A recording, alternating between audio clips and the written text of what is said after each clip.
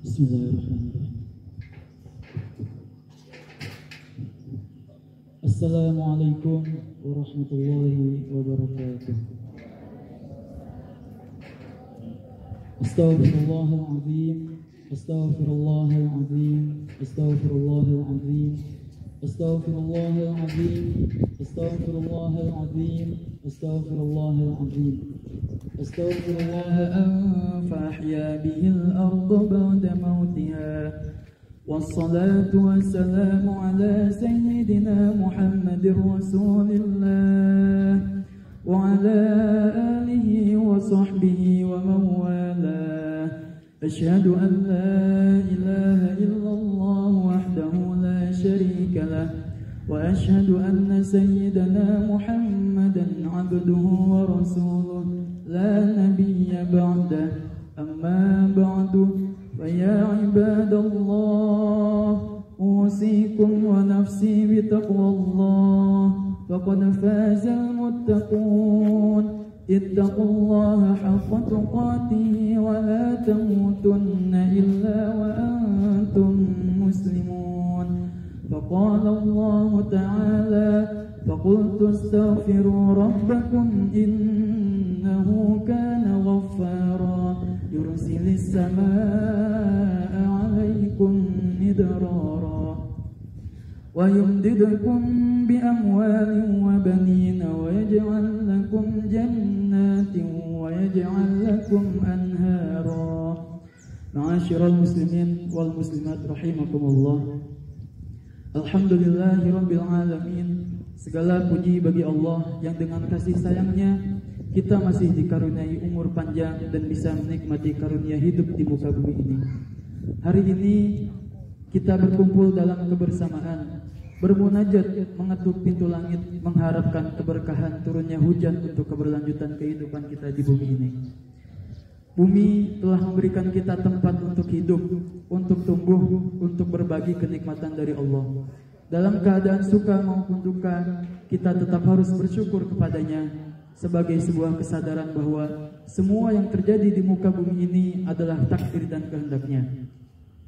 Selain itu, marilah kita menyampaikan salawat kepada junjungan kita Nabi Agung, Nabi besar Muhammad sallallahu alaihi wasallam. Beliau adalah teladan yang telah mengajarkan kita untuk berbuat baik kepada alam dan sesama makhluk ciptaan Allah. Beliau adalah suri tauladan yang baik, mengajarkan kita bagaimana cara merawat bumi ini dengan penuh kasih sayang. Kita diajarkan untuk menjaga keseimbangan ekosistem, merawat sumber daya alam, menghindari pemborosan, dan merawat tumbuhan serta hewan yang ada di bumi ini. Salawat kepada Nabi Muhammad SAW adalah bukti cinta dan penghormatan kita terhadap ajaran yang penuh kasih sayang kepada alam semesta ini. Khatib juga berwasiat kepada seluruh jemaah untuk meningkatkan ketakwaan kepada Allah Subhanahu wa taala dan juga khususnya kepada diri khatib pribadi. Dengan meningkatkan ketakwaan, kita akan mampu menjalankan perintah Allah dengan baik, termasuk perintah untuk merawat alam dunia ini. Allah Subhanahu wa taala menciptakan kita sebagai khalifah di muka bumi ini, yang berarti kita memiliki tanggung jawab untuk menjaga dan melindunginya. Astaghfirullahaladzim, astaghfirullahaladzim, astaghfirullahaladzim, alladzi la ilaha illa huwal hayyul qayyum wa atubu ilaih. Ma'asyiral muslimin wal muslimat rahimakumullah. Sesungguhnya Allah Subhanahu wa taala adalah Zat yang Maha Pemurah, Maha Pengasih dan Maha Penyayang, sebagaimana yang dinyatakan dalam firman-Nya, innahu kana bikum rahima.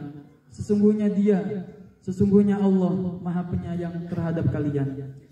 Dan berulang kali pula dalam Al-Qur'an dinyatakan bahwa Allah Maha Rahman dan Maha Rahim.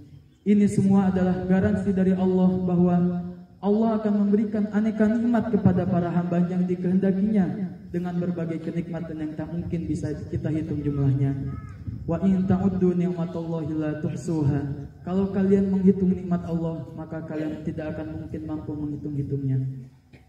Akan tetapi, mengapa kita lihat banyak sekali orang-orang yang ditimpakan kesengsaraan pada saat ini? Mengapa kita lihat di sekeliling kita banyak yang tertimpa musibah? Dan mengapa saat ini kita tidak mendapatkan hujan yang biasanya telah membasahi bumi kita, mengairi sungai-sungai kita, menjadi minuman bagi tanaman-tanaman kita, bagi ternak dan untuk kita sendiri terutama. Untuk menjawabnya, marilah kita ingat firman Allah Subhanahu wa taala, "Dzalika bi anna Allah lam yakum mughayyiran ni'matan an'amaha 'ala qaumin hatta yughayyiru ma bi anfusihim." Siksaan atau musibah yang demikian itu adalah karena sesungguhnya Allah sekali-kali tidak akan mengubah suatu nikmat yang telah dianugerahkannya kepada suatu kaum hingga kaum itu mengubah apa-apa yang ada pada diri mereka sendiri. Dan sesungguhnya Allah Maha Pendengar lagi Maha Mengetahui. Ayat di atas menjelaskan bahwa memang pada dasarnya Allah Maha Pemurah dan Maha Penyayang, sehingga senantiasa memberikan aneka nikmatnya kepada para hambanya. Namun demikian, apabila kemudian hamba-hamba tersebut mendustakan nikmatnya, tidak mensyukuri nikmatnya, melakukan berbagai kemaksiatan, melakukan aneka kezaliman yang kesemuanya dilarang oleh Allah, maka saat itulah Allah kemudian berubah yang dari asal yang memberikan nikmat berubah menjadi memberikan hukuman. Bukan Allah yang berubah menjadi tidak penyayang, tetapi manusia itu sendirilah yang berubah menjadi sosok yang tak lagi bisa disayangi lagi. Akhirnya sesuai firman Allah tersebut, Allah akan memberikan beragam kesulitan dan kesengsaraan kepada manusia. Karena itulah marilah kita senantiasa untuk bertobat kepada Allah Subhanahu wa taala. Astaghfirullahaladzim, astaghfirullahaladzim, astaghfirullahaladzim, alladzi la ilaha illa huwal hayyul qayyum wa atubu ilaih. Maka dari itu, dalam keadaan kita yang seperti ini, setidaknya ada 3 hal yang harus kita lakukan.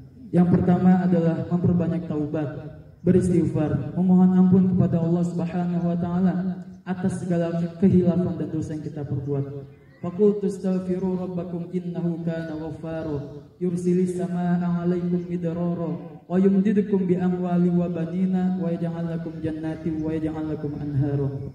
Lalu aku Nuh berkata kepada mereka, mohonlah ampun kepada Tuhanmu, sesungguhnya Dia Maha Pengampun. Jika kamu memohon ampun, niscaya Dia akan menurunkan hujan yang lebat dari langit kepadamu, memperbanyak harta dan anak-anakmu, serta mengadakan kebun-kebun dan sungai-sungai untukmu. Syekh As-Sa'di rahimahullah ta'ala mengatakan mengenai ayat di atas, tinggalkanlah dosa, beristighfarlah kepada Allah atas dosa yang kalian perbuat. Sungguh Allah itu Maha Pengampun. Dosa yang begitu banyak akan dimaafkan oleh Allah. Maka hendaklah mereka segera memohon ampun kepada Allah, meraih pahala dan untuk menghilangkan musibah. Allah pun akan memberikan karunia yang disegerakan di dunia dengan istighfar tersebut, yaitu akan menurunkan hujan yang deras dari langit, juga akan mengaruniakan harta dan anak yang diharapkan. Begitu pula akan diberikan karunia kebun dan sungai di antara kelezatan dunia.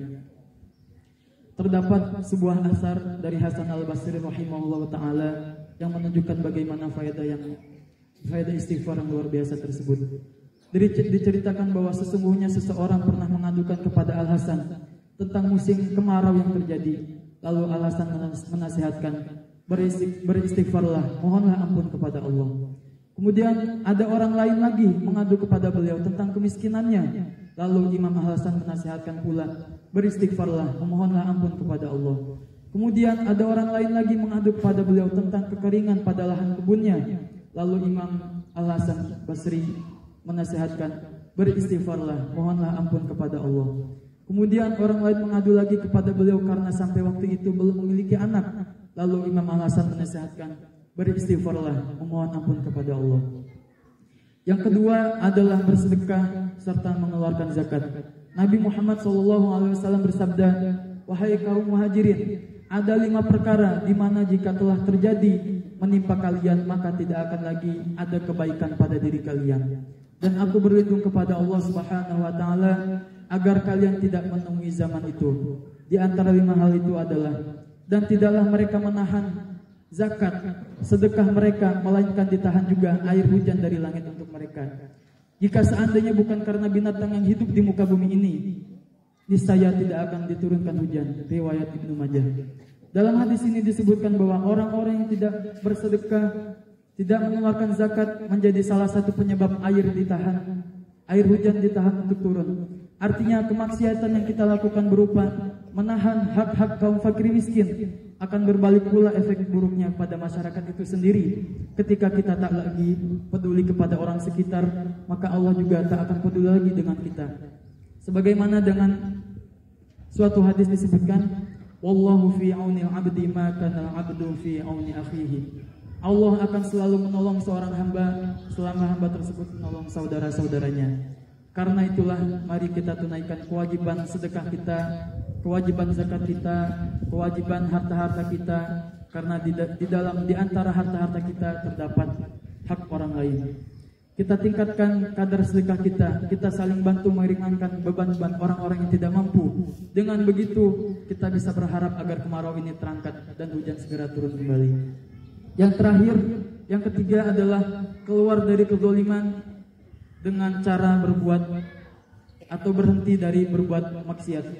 Dikisahkan pula pada zaman Nabi Musa alaihissalam pernah melakukan istisqa atau meminta hujan. Pada saat itu terjadi kemarau yang berkepanjangan menimpa kaum Bani Israel hingga mereka merasa tidak kuat dan memutuskan untuk berkumpul lalu pergi menemui Nabi Musa alaihissalam. Mereka meminta agar didoakan kepada Nabi Musa alaihissalam agar mendoakan mereka untuk segera menurunkan hujan. Mendengar keluhan itu, Nabi Musa alaihissalam beserta kaumnya pergi menuju tanah lapang dan melakukan berdoa bersama agar Allah menurunkan hujan. Umatnya ketika itu berjumlah sekitar 70 orang. Nabi Musa pun berdoa, "Wahai Tuhan penguasa hujan, turunkanlah hujan kepada kami." Kata Nabi Musa sembari mengangkat kedua tangannya ke arah langit. Ibadah tersebut, berdoa bersama tersebut dilakukan secara rutin dari hari ke hari. Akan tetapi hujan tidak kunjung turun. Sebagian Bani Israel sudah merasakan sakit dan kelaparan. Tambahan pula persediaan air minum kian menipis. Maka Nabi Musa alaihissalam lantas melakukan ibadah sendirian, bermunajat kepada Allah, memohon kepada Allah. Maka, ya Allah, Tuhan semesta alam, biasanya Engkau selalu mengabulkan permohonan kami.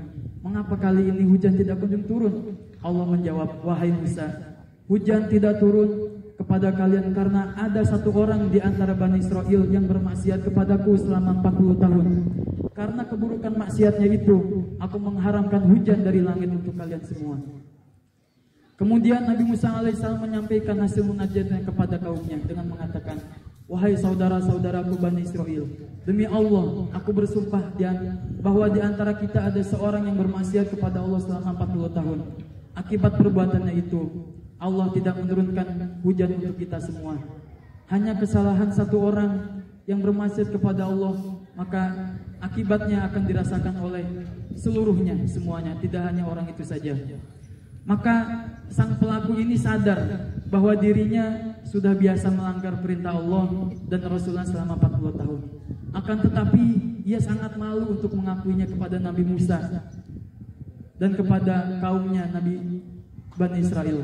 Lantas ia hanya bisa berdoa di dalam hati, "Ya Allah, ya Tuhanku, aku menyesal, aku bertaubat kepadamu telah bermaksiat kepadamu selama 40 tahun.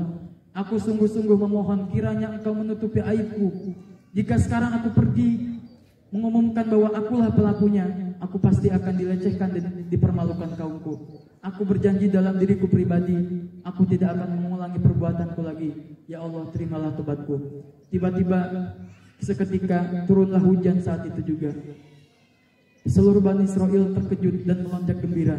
Mereka bersama-sama bersujud syukur, mengucapkan puja dan puji kepadanya. Bermaksiat kepada Allah Subhanahu wa taala selama 40 tahun. Lalu kemudian orang itu bertaubat dalam sehari. Langsung dikabul oleh Allah. Seketika itu juga turunlah hujan. Itulah 3 perbuatan yang setidaknya harus kita lakukan. Sekali lagi, yang pertama adalah memperbanyak istighfar, memohon ampun atas dosa-dosa kita. Yang kedua adalah memperbanyak sedekah, menunaikan hak-hak harta kita, menolong untuk sesama. Dan yang ketiga adalah berhenti berbuat bermaksiat, berhenti berbuat zalim, dan segera fafirru ilallah, segera berbuat baik kepada Allah. Barakallahu li wa lakum fil Qur'anil azim wa nafa'ani wa iyyakum bima fihi min adh-dhikril hakim wa taqabbala minni wa minkum tilawatahu innahu huwal ghafurur rahim.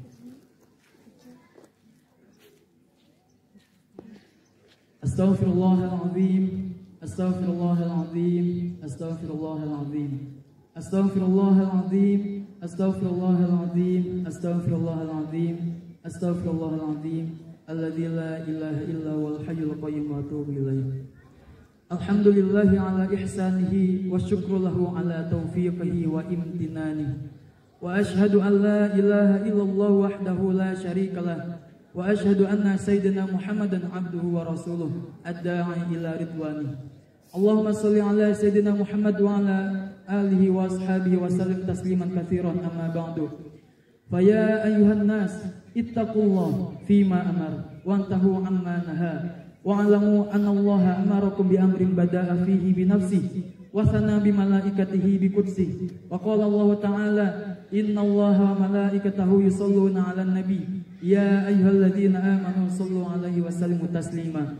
Allahumma salli wa sallim ala sayyidina Muhammad wa ala ali sayyidina Muhammad wa ala anbiya'ika wa rusulika wa malaikatil muqarrabin wa radallahumma 'anil khulafa'ir rasyidin Abi Bakr wa Umar wa Uthman wa Ali wa an baqiyati sahabati wat tabi'in wat tabi'it tabi'in lahum bi ihsanin ila yaumiddin warḍu 'anna ma'ahum bi rahmatika ya arhamar rahimin.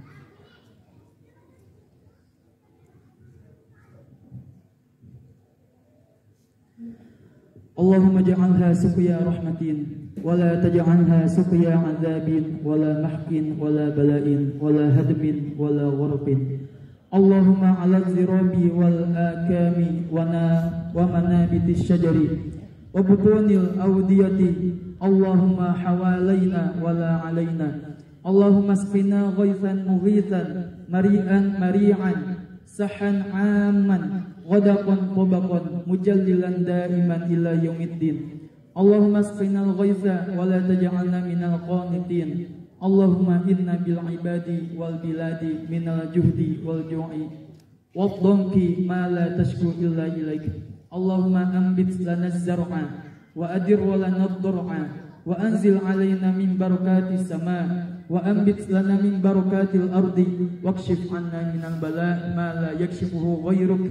Allahumma inna nastaghfiruk innaka kunta ghaffaran fa arsilis samaa'a 'alaina midrara amin ya rabbal alamin. Ibadallah innallaha ya'muruna bil 'adli wal ihsan wa ita'i dzil qurba wa yanha 'anil fahsya'i wal munkar wal baghi ya'idzukum la'allakum tadhakkarun wadhkurullahal 'azima yadhkurukum washkuruhu 'ala ni'amihi yazidkum wa la dzikrullahi akbar. Wassalamualaikum warahmatullahi wabarakatuh.